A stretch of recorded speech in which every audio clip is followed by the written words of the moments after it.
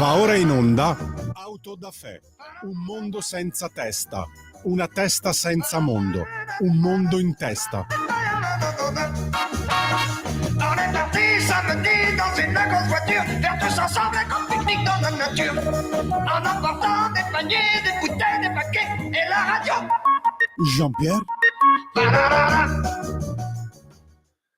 Buongiorno a tutte le ascoltatrici, buongiorno a tutti gli ascoltatori, bentrovati all'appuntamento con Autodafé che inizia questa settimana, cercando di proporvi, intanto avete ascoltato un pezzo fantastico, questo per quanto riguarda la ricorrenza di oggi, 13 ottobre, ma del 1909 nasceva a Toledo, in Ohio, uno dei più grandi pianisti jazz e non solo di tutti i tempi, autodidatta, mezzo cieco, Art Tatum, 13 ottobre 1909, Toledo, Ohio, Stati Uniti. E non dico altro, abbiamo ascoltato Night and Day, googlatelo, una biografia anche straordinaria. Di lui disse: il grande Fats Waller, quando entrò in un locale dove stava suonando lui, Fats Waller, è entrato Dio.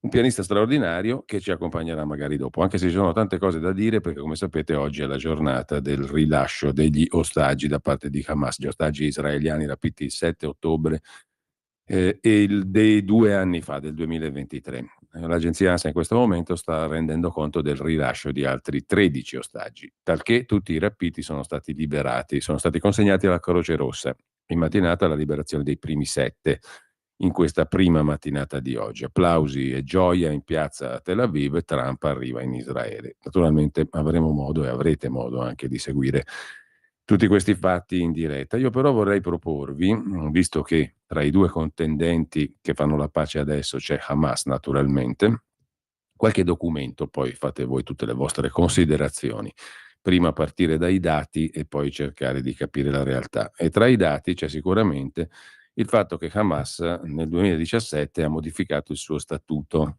era del 1988 l'ultima modifica, nel 2017 Hamas modifica il suo statuto, non vi ha rinunciato, quindi bisogna dire che tra i contraenti della cosiddetta pace, diciamo cosiddetta sperandoci ovviamente, no? Perché c'è tutto un profluvio di commenti, per cui se l'ha fatta Trump questa è una cosa orrenda, bisogna metterci tanti ma, eccetera, eccetera. Come vedremo, il nostro caro amico, il professor Ugo Volli, che tante volte è comparso in questa radio e ha parlato a questa radio negli anni, ha una sua valutazione molto positiva dell'accordo tra Israele e Hamas. Il problema sta nella durata e nella resa, nell'efficacia e nella resa di questo accordo. Comunque, poi ne daremo conto. Intanto, sicuramente una delle due parti firmatarie dell'accordo è Hamas, e Hamas ha una sua Costituzione, un suo documento fondativo al quale non ha mai rinunciato, neanche oggi.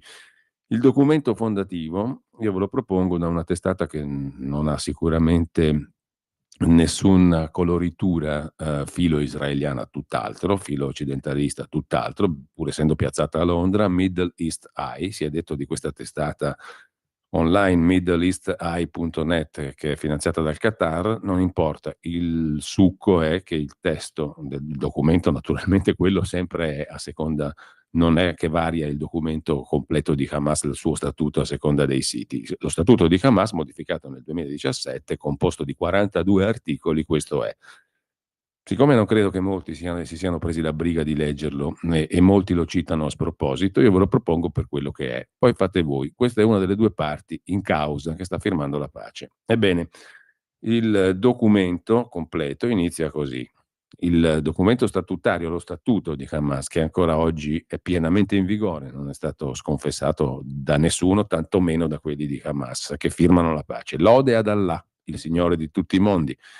La pace e le benedizioni di Allah siano su Muhammad, il maestro dei messaggeri, il capo dei Mujahideen, cioè dei combattenti, sulla sua famiglia e su tutti i suoi compagni. Il preambolo dello statuto di Hamas recita testualmente così: la Palestina è la terra del popolo arabo-palestinese da cui ha origine, a cui aderisce e appartiene, e su di essa si estende e comunica. La Palestina è una terra il cui status è stato elevato dall'Islam, una fede che la tiene in grande considerazione, che infonde in essa, cioè nella Palestina, il suo spirito, i suoi giusti valori, e che pone le basi per la dottrina della sua difesa e protezione. La Palestina è la causa di un popolo che è stato deluso da un mondo che non riesce a garantire i suoi diritti e a restituirgli ciò che gli è stato usurpato, un popolo la cui terra continua a subire uno dei peggiori tipi di occupazione al mondo. Questo è il preambolo.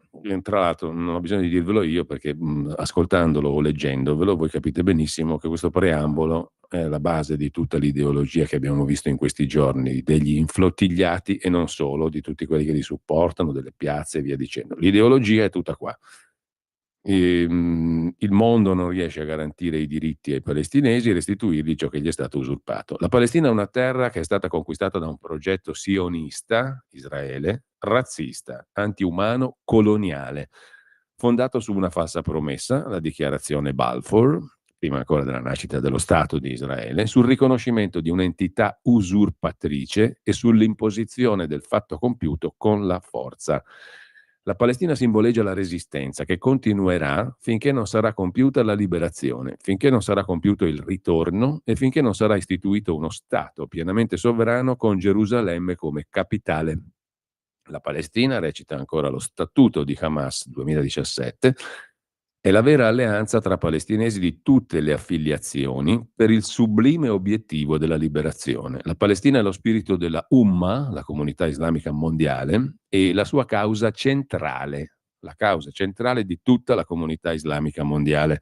Anche questo non credo che abbia bisogno di commenti, ci arrivate da soli a capire cosa significa e cosa spiega di tutto ciò che avviene, è avvenuto, avverrà in questi giorni. È l'anima dell'umanità, la sua coscienza vivente.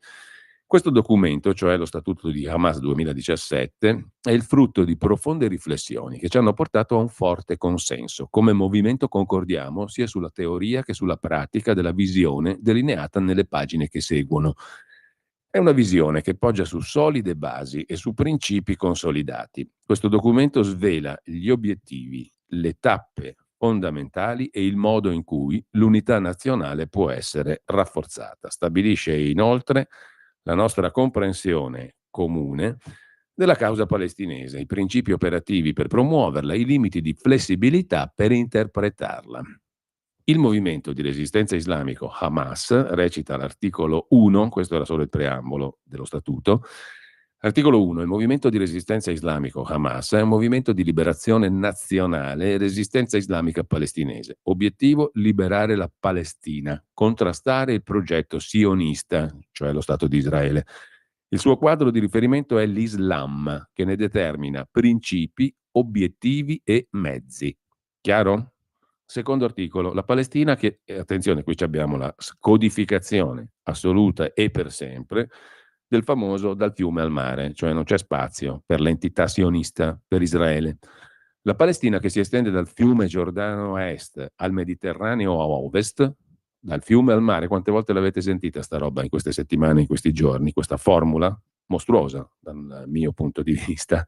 Questa mostruosa formula è contenuta qui, all'articolo 2 dello Statuto di Hamas. La Palestina che si estende dal fiume Giordano a est al Mediterraneo a ovest e da Rash al-Nakura a nord a al-Rash a sud è un'unità territoriale integrale. È la terra, la patria del popolo palestinese.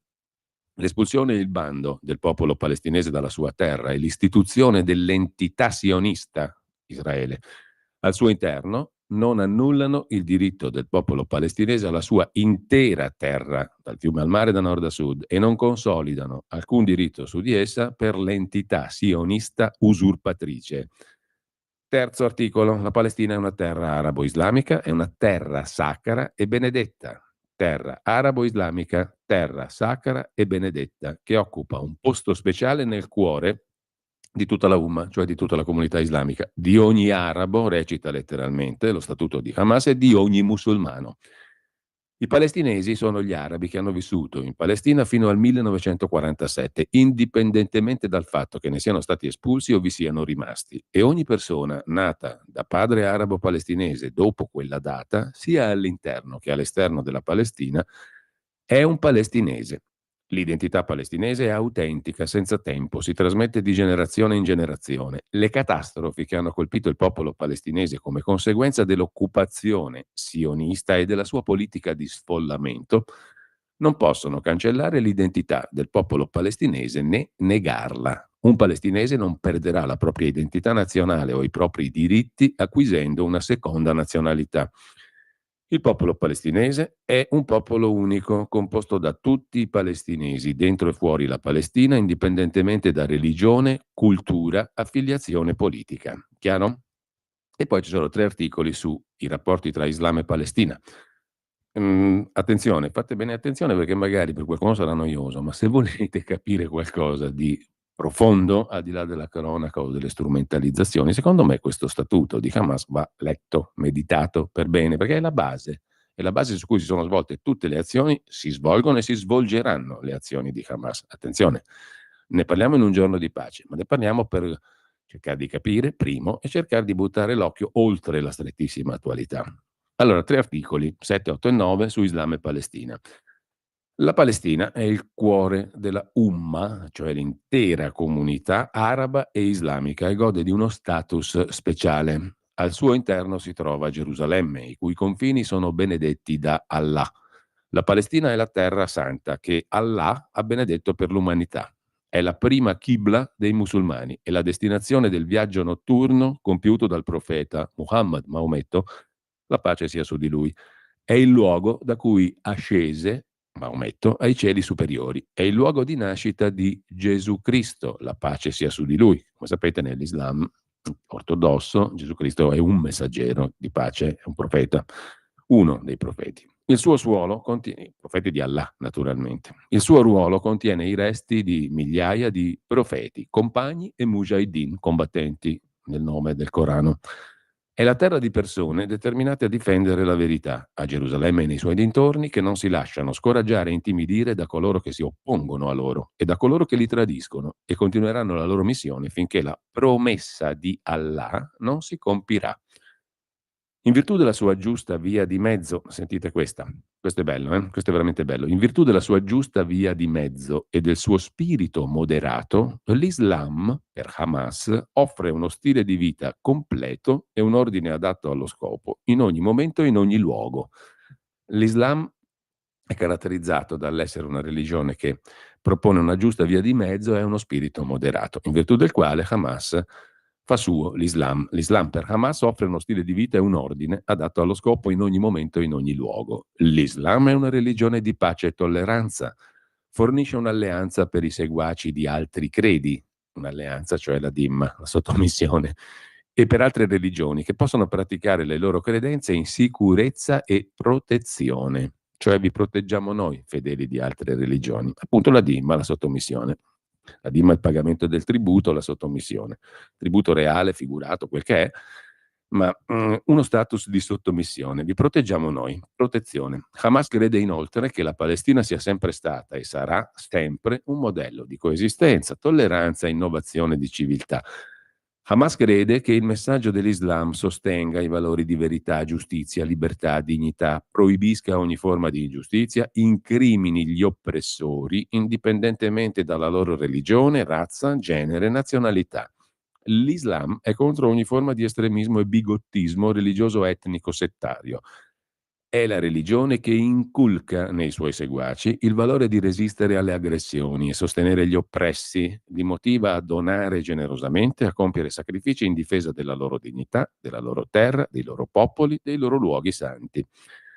Gerusalemme, attenzione, Gerusalemme, non c'è spazio per equivoci. Gerusalemme, articolo 10, statuto di Hamas 2017, Gerusalemme è la capitale della Palestina.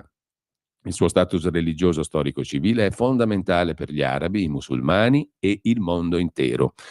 I suoi luoghi santi islamici e cristiani, ovviamente non ebraici, appartengono, non è citato, non è contemplata l'entità sionista se non da combattere, i suoi luoghi santi islamici e cristiani li possiamo accettare, li proteggiamo noi, appartengono esclusivamente al popolo palestinese e alla Umma araba e islamica. Attenzione, i luoghi santi islamici, ok, ma anche i luoghi santi cristiani appartengono esclusivamente al popolo palestinese e alla Umma araba e islamica, articolo 10 dello statuto di Hamas. Cioè voi cristiani avete dei luoghi sacri qua, ma sono nostri.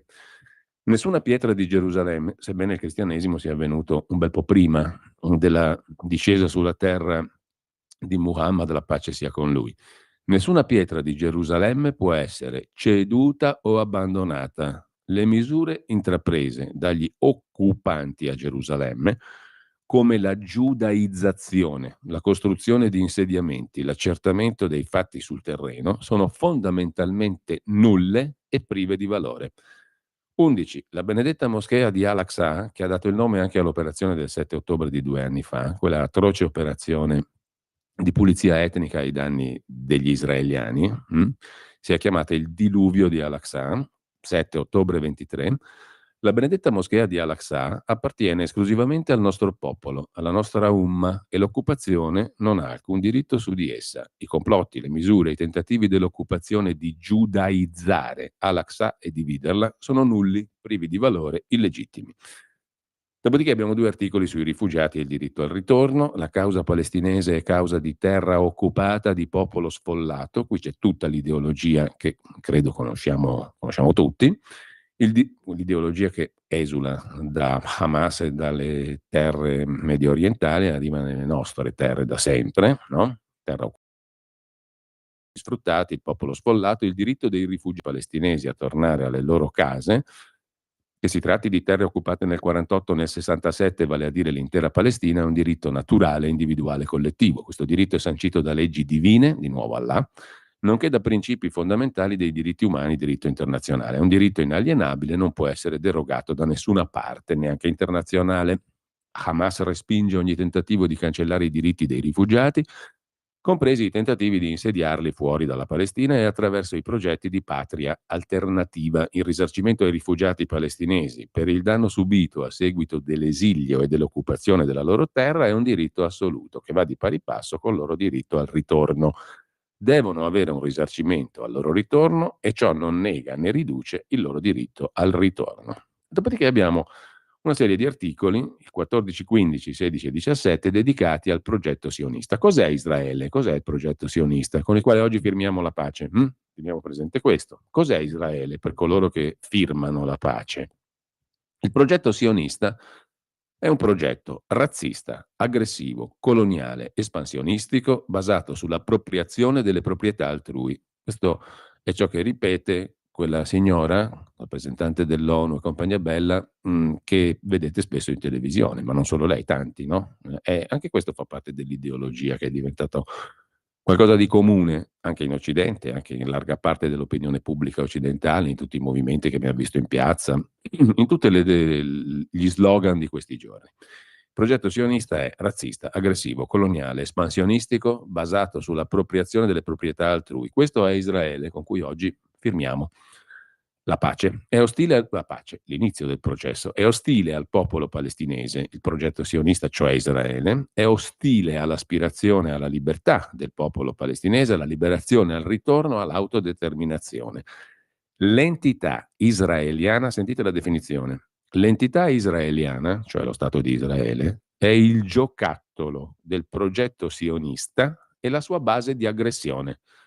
Il progetto sionista non prende di mira solo il popolo palestinese, attenzione, perché è nemico della Umma, cioè dell'intera comunità araba islamica, rappresentando una grave minaccia alla sua sicurezza e ai suoi interessi. È anche ostile alle aspirazioni della Umma all'unità, alla rinascita e alla liberazione. L'intera comunità islamica, la Umma, ed è stato la principale fonte dei suoi problemi. Il progetto sionista, da cui Israele, cioè l'entità israeliana che è il giocattolo del progetto sionista, rappresenta inoltre un pericolo per la sicurezza e la pace internazionale, per l'umanità, i suoi interessi e la sua stabilità. Hamas afferma che il suo conflitto è con il progetto sionista, non con gli ebrei a causa della loro religione, cioè dobbiamo semplicemente distruggere Israele, non gli ebrei. Gli ebrei possono anche essere sottomessi per ultimi, dopo i cristiani. Hamas non combatte contro gli ebrei perché sono ebrei, ma contro i sionisti che occupano la Palestina. Eppure sono i sionisti a identificare costantemente l'ebraismo e gli ebrei col loro progetto coloniale e la loro entità illegale. Hamas rifiuta la persecuzione di qualsiasi essere umano, la violazione dei suoi diritti per motivi nazionalistici, religiosi o settari. Ritiene, sempre Hamas, che il problema ebraico, l'antisemitismo e la persecuzione degli ebrei siano fenomeni fondamentalmente legati alla storia europea, cioè Anche qui abbiamo il punto fondamentale, cioè l'antifascismo va bene finché è colpa dell'Europa. Con questo spirito probabilmente la ministra Roccella ha parlato l'altro giorno delle gite ad Auschwitz. Quindi Hamas ritiene che il problema ebraico, l'antisemitismo, la persecuzione degli ebrei siano fenomeni legati solo alla storia europea e non alla storia degli arabi e dei musulmani o alla loro eredità.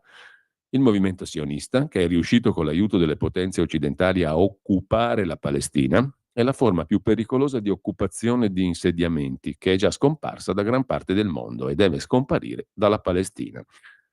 Continua lo statuto di Hamas, io ve lo leggo praticamente integralmente, poi tirate voi le vostre somme perché comunque bisogna conoscere la vera natura, la profonda natura, questa è la Costituzione, diciamo, lo statuto, ciò che esprime in profondo cosa è Hamas, chi sono i suoi leader, cosa pensano i suoi leader, i suoi adepti, e non solo loro. Quindi è fondamentale conoscere la natura vera, profonda, di chi sta iniziando a firmare il processo di pace, si chiama così. Sono considerati nulli e privi di effetto la dichiarazione Balfour, il documento del mandato britannico, la risoluzione dell'ONU sulla partizione della Palestina, dalla quale nasce Israele, tutta roba nulla per quelli di Hamas, così come è nulla qualsiasi risoluzione e misura che ne derivi, o sia ad essi simile. La creazione di, scritto fra virgolette, Israele è del tutto illegale. Cioè io sto firmando la pace con una roba che non deve nemmeno esistere per me e viola i diritti inalienabili del popolo palestinese. Va contro la sua volontà e contro la volontà della Ummah, cioè della comunità islamica. Viola inoltre i diritti umani garantiti dalle convenzioni internazionali. Primo, l'autodeterminazione. E ancora, non vi sarà alcun riconoscimento della legittimità dell'entità sionista. Problemino, come faccio a firmare un documento di pace con un'entità che non riconosco? Non vi sarà alcun riconoscimento della legittimità dell'entità sionista. Qualsiasi cosa sia accaduta alla terra di Palestina in termini di occupazione, insediamenti, giudaizzazione o modifica delle sue caratteristiche e falsificazione dei fatti è illegittima perché i diritti non decadono mai. Articolo 19, Statuto di Hamas. Hamas, articolo 20, ritiene che nessuna parte del territorio palestinese possa essere compromessa o ceduta indipendentemente dalle cause, dalle circostanze, dalle pressioni e indipendentemente dalla durata dell'occupazione. Hamas rifiuta qualsiasi alternativa alla piena, completa liberazione della Palestina dal fiume al mare. Articolo 20, Statuto di Hamas. La magica formula che avete sentito a dismisura ripetere da tantissime persone in queste settimane, ma sempre anche da prima, dal fiume al mare. Hamas rifiuta qualsiasi alternativa. Io posso anche firmare un documento perché quella bellissima religione di pace, appunto, in nome del quale Hamas scrive, in nome della quale Hamas scrive questo statuto, cioè l'Islam, contempla anche la dissimulazione, se è finalizzata allo scopo superiore ultimo. La dissimulazione, la finzione. Posso anche fare la pace, tra virgolette, ma tenendo conto di questo, che Hamas rifiuta qualsiasi alternativa alla piena liberazione della Palestina dal fiume al mare. Tuttavia, senza compromettere il rifiuto dell'entità sionista e senza rinunciare ad alcun diritto palestinese, Hamas considera la creazione di uno Stato palestinese pienamente sovrano e indipendente con Gerusalemme capitale secondo le linee del 4 giugno 1967, col ritorno dei rifugiati e sfollati alle case da cui erano stati espulsi, una formula di consenso nazionale. Cioè possiamo anche fare questo, ma sempre tenendo presente l'obiettivo finale, che è chiaro, non è occulto, qua non si tratta di dietrologia, è tutto, mi sembra, estremamente chiaro, basta leggere questo statuto, la carta fondativa di Hamas. Adesso tra un minuto abbiamo la pausa e però io vorrei continuare a proporvi tutto perché così almeno sapete chi sono i contraenti di questo processo di pace, di questo documento di pace. Articolo 21. Hamas afferma che gli accordi di Oslo e gli allegati violano le norme del diritto internazionale in quanto generano impegni che violano i diritti inalienabili del popolo palestinese. I famosi accordi di Oslo, carta straccia, no? Israele ha denunciato il fatto che i leader palestinesi non li hanno rispettati. Non li hanno rispettati perché li considerano carta straccia, in virtù di quanto prevede il loro statuto fondativo. Pertanto il movimento di Hamas respinge tali accordi e tutto ciò che ne consegue, come gli obblighi che ledono gli interessi del nostro popolo, in particolare per la sicurezza. Ci fermiamo un attimo soltanto, qualche minuto, pochi, e poi torniamo in onda. Stai ascoltando Radio Libertà. la tua voce libera, senza filtri né censura. La tua radio. Lo amiamo perché ci offre sempre le cose più buone e naturali. Linea Alberto Acerbis. Ma buongiorno a tutti gli amici di Radio Libertà, eccolo qua, mamma mia, io vi vedo, vi vedo con gli occhi al cielo, mamma mia, le che amore qua ancora Alberto Acerbis, abbiate pazienza, un minuto, visitate olioacerbis.com, andate nel reparto dell'integrazione, troverete in modo particolare, questo è il momento, Bronco Free. Cos'è che schi? Bronco Free noi lo proponiamo su questa emittente da 23 anni. Matteo si ricorda. Perché è importante Bronco Free? Perché in maniera naturale e non chimica calma tosse grassa, tosse secca, fluidifica il catarro in eccesso per facilitare l'espettorazione. Che parlo difficile. Per facilitare l'espettorazione. La presenza del timo, altea, papavero, marrubio e verbena, che sono calmanti, coadiuvanti anche della tosse, cioè la calmano. Quindi la bava di lumaca fluidifica il catarro. Timo, verbena, papavero, marrubio calmano la tosse. Alla mattina vi svegliate, pantofolina, zec, 2 bei colpi di tosse e vi liberate, è importante. Guardate che non contiene né glutine, né saccarosio, lattosio, OGM coloranti, possono prendere anche i piccini. Chiaramente però non è una cosa industriale, quindi velocemente, se volete prenotarlo, 59 euro, 3 flaconi, 3. olioacerbis.com, sezione integrazione, oppure se volete farlo stamattina chiamate, per informazioni c'è Miriam, 030 68 40 408. Ma andate a visitare il sito, non perdiamoci di vista. Dite come ci è conosciuto Radio Padania, un regalo per voi. Radio Libertà, ho sbagliato, sarò nostalgico. Vabbè, olioacerbis.com, vi voglio bene. Stai ascoltando Radio Libertà, la tua voce libera, senza filtri né censure, la tua radio. Allora, rieccoci, andiamo avanti. So che stamattina magari qualcuno dirà che è roba pesante. No, non è pesante, è roba secondo me utile, anzi direi necessaria per capire la vera natura, ripeto, di uno dei due contraenti, Hamas, di quelli che sono gli accordi di pace, l'inizio degli accordi di pace firmati oggi. Cosa importante, sia ben chiaro, perché c'è tutta una caterva di personaggi o personagge che, siccome l'ha fatta Trump, questa roba allora fa schifo, non tiene, non vale, cioè, non è questo il punto. Il punto è capire chi sono i contraenti. Israele lo conosciamo, per fortuna, diciamo lo conosciamo perché sappiamo cos'è. È qualcosa di simile a noi come Stato, come organizzazione statuale, ragiona più o meno come noi, più o meno, anzi direi esattamente come noi. È una democrazia, diciamo così, con gli stessi principi di fondo, dal punto di vista ideologico, fondativo, istituzionale e anche politico, dei nostri, quindi sappiamo.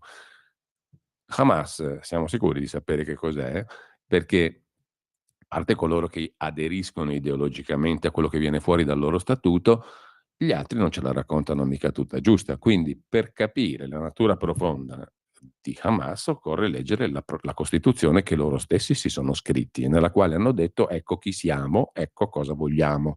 Quindi non c'è spazio per il progetto sionista che ha un giocattolo, che è lo Stato di Israele.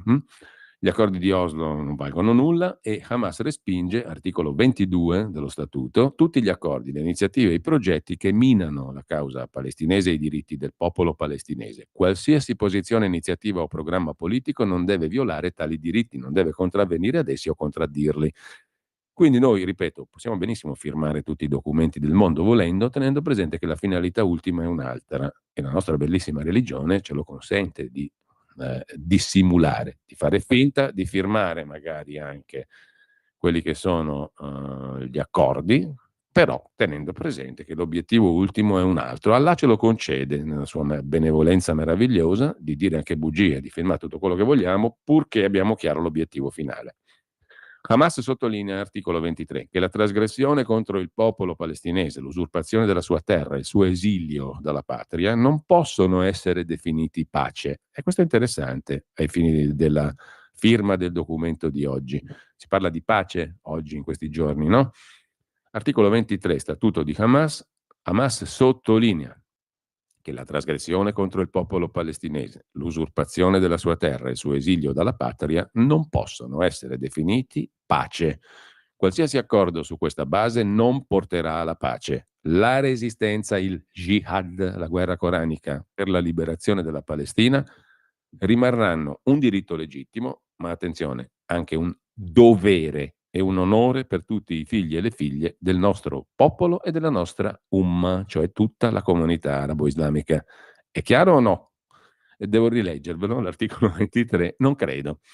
Quindi, questo è il punto. La trasgressione contro il popolo palestinese, l'usurpazione e l'esilio non possono essere definiti pace. Qualsiasi accordo, vedi caso anche quello di oggi, probabilmente, presumo, mi sembra chiaro che sia così, qualsiasi accordo raggiunto su questa base non porterà alla pace. La resistenza e il jihad, la guerra, nel nome del Corano, per la liberazione della Palestina rimarranno non solo un diritto, ma un dovere, un onore per tutti i figli e le figlie del nostro popolo e della Umma, l'intera comunità arabo-islamica. Non è difficile da capire, ci può arrivare chiunque a capire cos'è Hamas e cosa vuole. 24, articolo 24. La liberazione della Palestina è un dovere del popolo palestinese in particolare, ma della Umma araba e islamica in generale. Qui i propal di tutto il mondo, unitevi, siete già uniti. È anche un obbligo umanitario, come richiesto da dettami di verità e giustizia. Le agenzie che operano per la Palestina, nazionali, arabe, islamiche, umanitarie, si completano a vicenda e operano in armonia, senza entrare in conflitto tra loro. Qua par di vedere determinate agenzie o ONG o istituzioni anche dell'ONU, par di vederle, riassunte in questo articolo 24. 25. Resistere all'occupazione con tutti i mezzi e metodi è un diritto legittimo garantito dalle leggi divine, di nuovo Allah, e dalle norme e leggi internazionali. Al centro di tutto la resistenza armata. Chiaro? Al centro di tutto, articolo 25, la resistenza armata. Consegnare le armi? Considerata la scelta strategica per proteggere i principi e i diritti del popolo palestinese. 25. Resistenza armata uguale. Scelta strategica per proteggere i principi e i diritti del popolo palestinese e centro di tutta l'azione di Hamas. Chiaro o no?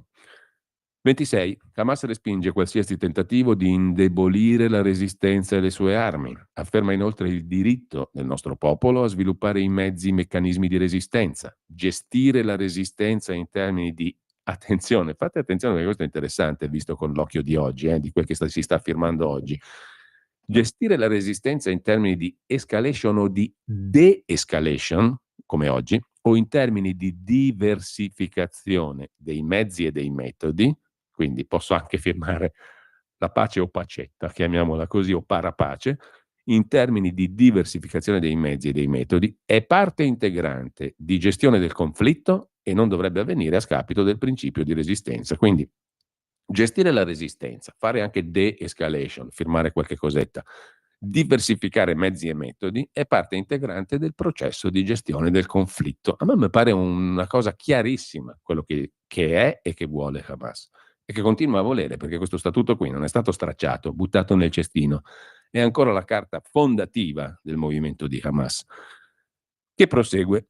Un vero Stato di Palestina è uno Stato liberato, non esiste alternativa a uno Stato palestinese pienamente sovrano su tutto il territorio nazionale palestinese, cioè dal fiume al mare, con Gerusalemme come capitale. 28, articolo 28. Hamas crede, aderisce alla gestione delle relazioni palestinesi sulla base del pluralismo, della democrazia, partenariato nazionale, accettazione dell'altro, dialogo. L'obiettivo è rafforzare l'unità di intenti, l'azione congiunta, tra di loro naturalmente, nella Umma, al fine di raggiungere gli obiettivi nazionali e soddisfare le aspirazioni del popolo palestinese. Anche l'OLP, l'Organizzazione per la Liberazione della Palestina, di Arafat, e dei suoi successori, e quindi l'Autorità Nazionale Palestinese, la ANP che ne deriva, anche l'OLP ha un quadro nazionale per il popolo palestinese all'interno e all'esterno della Palestina. Dovrebbe essere preservata, sviluppata, ricostruita su basi democratiche per garantire la partecipazione di tutti i componenti e le forze del popolo palestinese e salvaguardarne i diritti. Articolo 30. Hamas sottolinea la necessità di costruire istituzioni nazionali palestinesi basate su solidi principi democratici, tra cui spiccano elezioni libere ed eque. Infatti le hanno fatte nel 2005, poi saluti e baci. Tale processo dovrebbe basarsi su un partenariato in conformità con un programma e una strategia chiari che rispettino i diritti, incluso il diritto alla resistenza e le aspirazioni del popolo palestinese. Hamas afferma che il ruolo dell'autorità nazionale palestinese dovrebbe essere quello di servire il popolo palestinese e salvaguardare la sua sicurezza. Hamas sottolinea la necessità di mantenere l'indipendenza del processo decisionale nazionale palestinese. Non dovrebbe essere consentito a forze esterne di intervenire. Secondo voi Trump, Israele e gli altri sono forze esterne o no? Tanto per essere chiari. Allo stesso tempo Hamas afferma la responsabilità degli arabi e dei musulmani e il loro dovere e ruolo, tutto il mondo, tutta la Umma, nella liberazione della Palestina dall'occupazione sionista. La società palestinese è arricchita da personalità di spicco, figure, dignitari, istituzioni della società civile, gruppi di giovani, studenti, sindacalisti e donne che insieme lavorano. Sembra di vedere la descrizione delle manifestazioni, delle piazze, no? Che insieme lavorano per il raggiungimento degli obiettivi nazionali, la costruzione della società, perseguono la resistenza, raggiungono la liberazione. Sempre dal fiume al mare, naturalmente, perché Israele è il giocattolo del progetto sionista. Il ruolo delle donne palestinesi è fondamentale, articolo 34, nel processo di costruzione del presente e del futuro, così come lo è sempre stato nel processo di costruzione della storia palestinese. È un ruolo fondamentale quello delle donne palestinesi nel progetto di resistenza, liberazione e costruzione del sistema politico. Poi abbiamo 3 articoli che rafforzano il legame tra la causa palestinese e quella della Umma, cioè della comunità arabo-islamica. Hamas ritiene che la questione palestinese sia la causa centrale della Umma araba islamica, causa centrale di tutta la comunità mondiale araba islamica. Hamas crede nell'unità della Umma, dell'intera comunità arabo-islamica mondiale, con tutti i suoi diversi componenti, ed è consapevole della necessità di evitare qualsiasi cosa che possa frammentare la Umma e minarne l'unità. Hamas crede nella cooperazione con tutti gli stati che sostengono i diritti del popolo palestinese, si oppone all'ingerenza negli affari interni di qualsiasi paese, rifiuta di essere coinvolto in controversie e conflitti tra diversi paesi, adotta, sempre Hamas, una politica di apertura verso diversi stati del mondo, in particolare stati arabi e islamici, si impegna a stabilire relazioni equilibrate, combinando le esigenze della causa palestinese e gli interessi del popolo palestinese da un lato con gli interessi della Umma, cioè dell'intera comunità arabo-islamica mondiale, della sua rinascita, della sua sicurezza dall'altro lato. Infine ci avviamo agli ultimi 5 articoli dello Statuto di Hamas. 38. La questione palestinese riveste una notevole importanza umanitaria e internazionale. Sostenere questa causa è un compito umanitario e di civiltà, imposto da prerequisiti di verità, giustizia e comuni valori umanitari, sempre sotto l'insegna di Allah, naturalmente, perché al di fuori di Allah non esistono questi valori.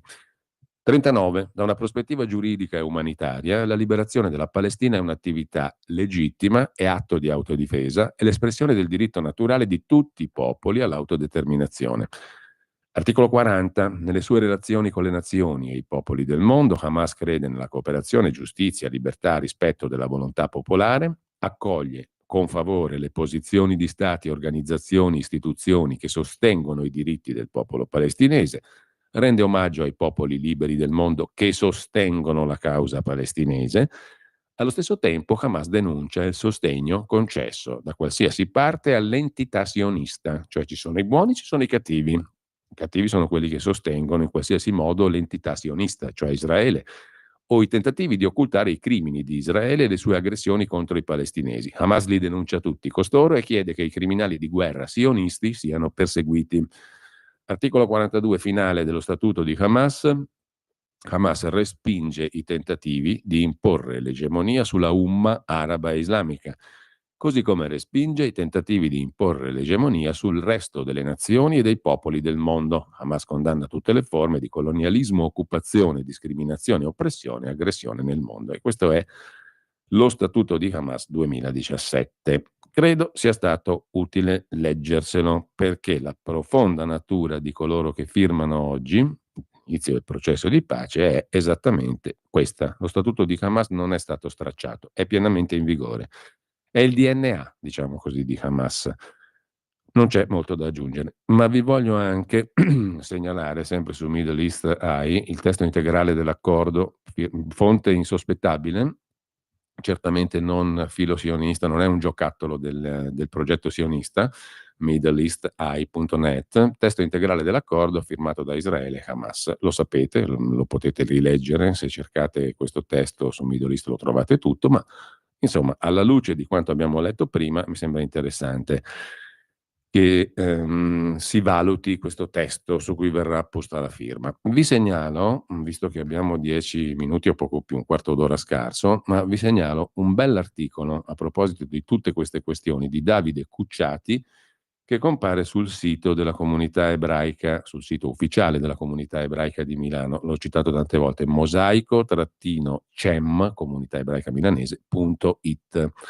E allora, Hamas e la guerra in casa è il titolo di questo pezzo. Clan, rettate, controllo armato. Tra l'altro, anche gli analisti di Middle East Media Research Institute, MEMRI.org, sono assai scettici sul fatto che la vera natura di Hamas possa consentire loro di intraprendere un processo di pace, ma per motivi oggettivi, non perché devi dargli addosso a Trump. Non mi interessa niente la polemicuzza idiota di tantissimi, no? Siccome l'ha proposto Trump, allora non funziona, no.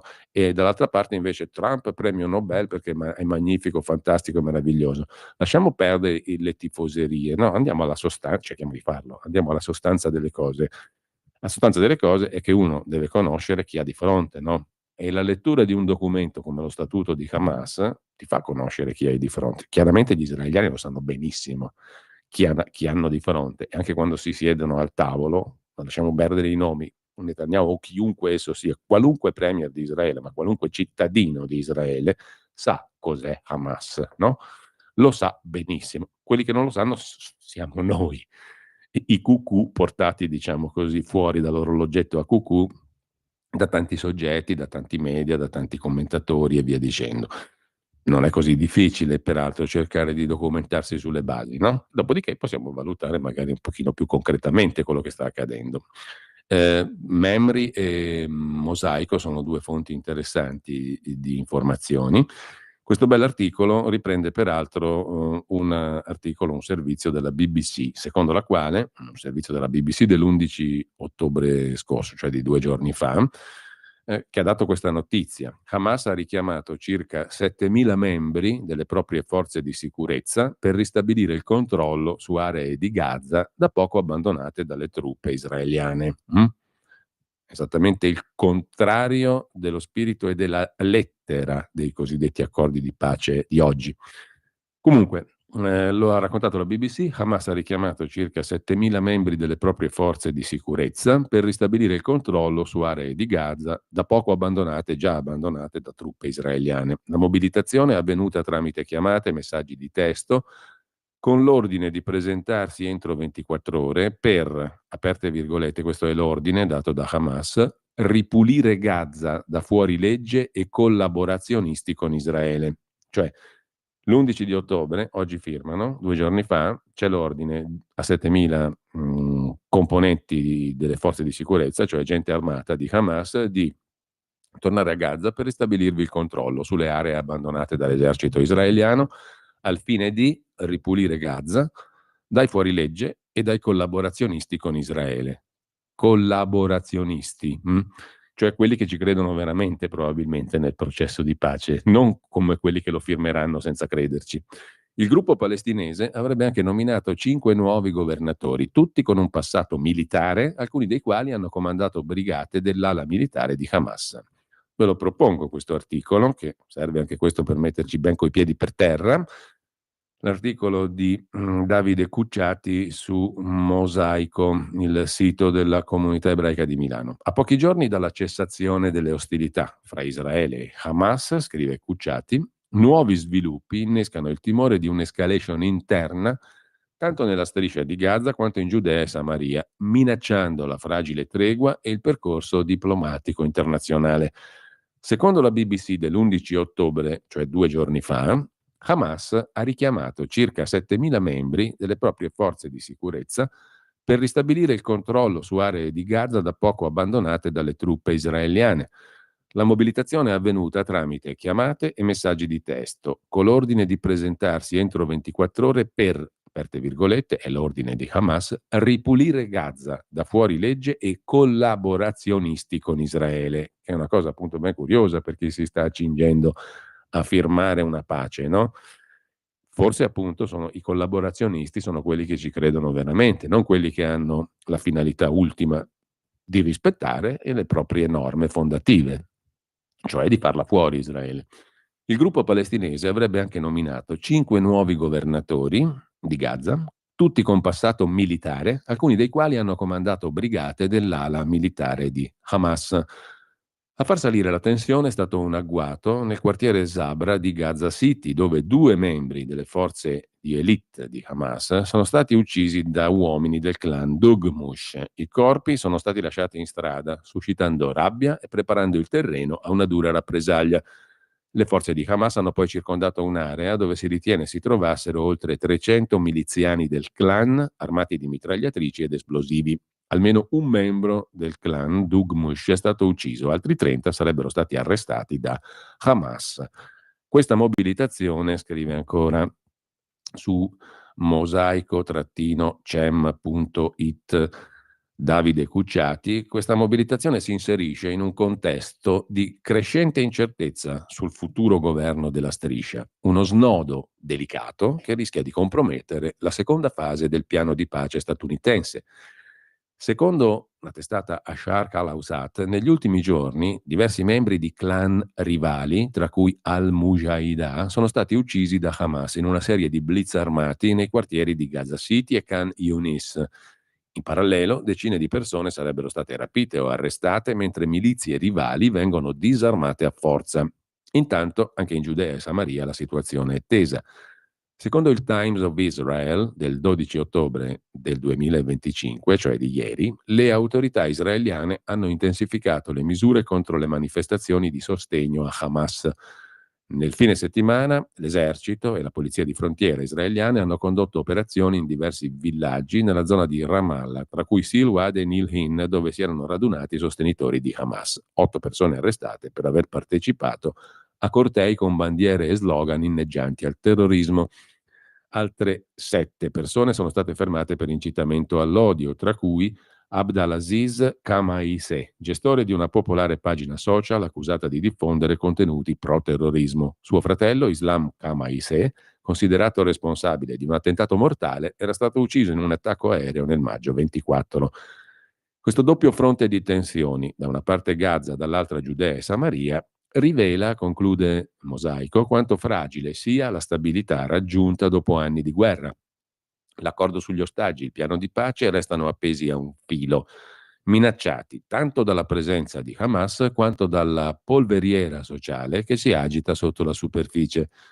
Secondo un sondaggio del Palestinian Center for Policy and Survey Research del maggio 25, il sostegno popolare al pogrom del 7 ottobre 23 è sceso rispetto ai picchi iniziali, ma resta significativo. Il 50% dei palestinesi, comuni, non Hamas, intervistati continua a ritenere giusta quella strage, con punte del 59% in Giudea e Samaria e del 38% a Gaza. Meno a Gaza perché forse cominciano a essere un po' stufi della guerra. Comunque Hamas resta il primo partito nelle intenzioni di voto con il 43% contro il 28% di Fatah, cioè di Autorità Nazionale Palestinese. Nelle università della Giudea e della Samaria, conclude Mosaico, il movimento islamista continua a godere di consensi solidi, come dimostrano le ripetute vittorie della sua lista studentesca alla Birzeit University. Questi numeri, incrociati con l'elevato tasso di alfabetizzazione e accesso all'istruzione registrato nei territori palestinesi prima della guerra, mettono in discussione l'idea che l'estremismo prosperi soltanto nella miseria. Al contrario, Hamas ha saputo radicarsi in profondità anche nei segmenti più istruiti della popolazione, attraverso un sistema capillare di servizi sociali, sindacali, educativi. Così scrive Davide Cucciati su Mosaico, il sito della comunità ebraica milanese, mosaico-cem.it. Sempre su Mosaico vi propongo, e con questo direi andiamo a concludere, avrei tante altre cose ma non ce la facciamo adesso a dar conto di tutto. Comunque fatevi un giro anche su memory.org e trovate materiale interessante. Sempre Davide Cucciati è sempre su Mosaico, il sito della comunità ebraica di Milano, propone un'intervista estremamente interessante ad Amit Segal, che è uno dei più influenti commentatori politici israeliani, volto noto di Channel 12, che ha affidato a una lunga serie di post su X la propria analisi sul recente accordo Israele-Hamas per la liberazione dei rapiti israeliani. Le parole di Amit Segal, il commentatore politico israeliano, le parole di Segal sono chiare, prive di ambiguità. Non c'è una fase 2, è chiaro a tutti, vero? La fase 2 potrebbe avvenire un giorno, ma non ha nulla a che fare con quanto appena firmato. Il giornalista israeliano ha voluto precisare che, a suo giudizio, questa non è pace. Quando sento dire che Israele sta facendo pace con i nemici, percepisco nell'aria l'odore di Oslo e le implicazioni che comporta. Abbiamo letto prima nella carta fondativa di Hamas che Hamas ritiene che gli accordi di Oslo siano nulli, carta straccia, non esistono. Qualcuno li aveva presi anche lì per una pace, no? Per l'inizio di un processo di pace. Secondo invece l'analista, il giornalista israeliano Amit Segal, l'intesa è mirata esclusivamente alla liberazione degli ostaggi, quello che sta avvenendo adesso, che è avvenuto stamani. Tutto il resto, dalle forze arabe sul terreno ai ipotetici governi internazionali per Gaza, resta confinato sul piano delle fantasie che potrebbero avverarsi. Emiratini e alleati che smantellano i tunnel, un organismo internazionale, Tony Blair che governa Gaza, tutto questo potrebbe accadere in teoria, ma non rientra negli attuali negoziati in corso. Quello che abbiamo ora è un accordo sugli ostaggi e una tregua, mentre i colloqui continuano in buona fede. Ma chi stabilisce se queste trattative stiano avvenendo davvero in buona fede? A leggere lo statuto di Hamas i dubbi sono più che legittimi, no? Segal ricorda che già in passato Israele aveva sospeso negoziati per mancanza di fiducia, riprendendo le ostilità. Sotto Trump Israele in passato ha detto i colloqui non sono autentici, non sono produttivi e ha ripreso i combattimenti. Questa volta non credo che vedremo i carri armati dell'IDF, dell'esercito israeliano, rientrare a Gaza come è accaduto alla fine delle ultime 2 cessate il fuoco. Ma il punto centrale dell'analisi di Amit Segal, commentatore politico israeliano ripreso qui da mosaico-cem.it, il punto centrale dell'analisi riguarda quella che Segal descrive come una possibile evoluzione strategica, l'adozione del cosiddetto modello libanese. Non una scelta ideologica, ma uno scenario operativo già noto. Nessuna occupazione stabile della striscia, ma libertà di azione per colpire dall'esterno qualunque minaccia. La grande domanda è: ci stiamo muovendo verso il modello libanese menzionato da Israele? In altre parole, l'esercito israeliano, l'IDF, rimane oltre il confine nazionale e colpisce bersagli dall'aria quando rileva minacce. Questa visione ricorda da vicino l'analisi proposta da Michael Milstein in un'intervista rilasciata a Mosaico nel settembre scorso, il quale, Milstein, è un colonnello in congedo, direttore del Palestinian Studies Forum all'Università di Tel Aviv. Ebbene, il colonnello Milstein aveva identificato il modello Libano come un'opzione realistica, l'alternativa a un'occupazione totale di Gaza, da lui definita drammatica e disastrosa su ogni fronte. Milstein parlava in termini ipotetici. Oggi, con le parole di Segal, quello scenario si sta concretizzando nella prassi militare, pur senza ancora essere definito politicamente come tale. Così, Mosaico, siamo alle 10:59, io vi saluto, spero che sia stata utile questa precisazione, questa lettura, anzi, integrale dello statuto di Hamas e di un paio di commenti, ma ne trovate altri sulle testate che vi suggerivo, oltre a Mosaico anche quella di Membri.org e Gatestone Institute. Intanto chiudiamo con un altro pezzo di colui che nacque oggi, ovvero del grande pianista Art Tatum. Ci ascoltiamo Nice Work If You Can Get It, un classico reimprovvisato dal grande Art Tatum. Buona mattinata a tutti.